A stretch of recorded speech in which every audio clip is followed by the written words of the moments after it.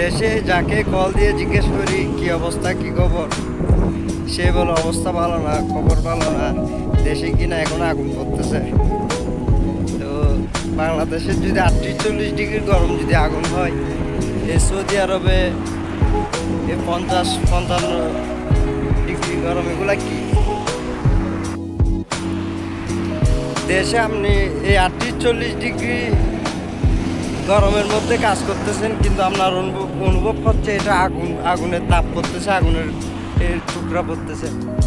এর মধ্যে যে 50-55 ডিগ্রির মধ্যে যে প্রবাসীরা কাজ করে যাচ্ছে, কাজ করতেছে, দেশে আপনারা গরম পড়লে অন্তত পক্ষে গাছের একটা ছায়া পান, বসার বা রেস্ট করার একটা শান্তির একটা বাতাস গায়ে লাগে।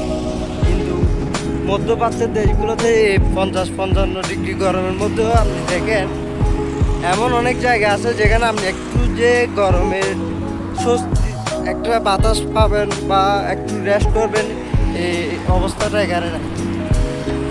চারিদিকে পাহাড় আর পাহাড়, কোনো গাছ নেই, কোনো একটু রেস্ট করার কোনো জায়গায় নেই।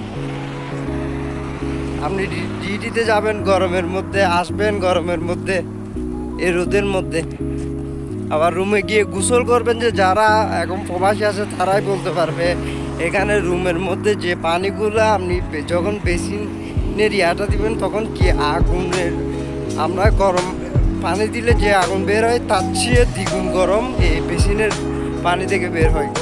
গোসলও করতে হয় এই প্রবাসীদের গরম পানি দিয়ে।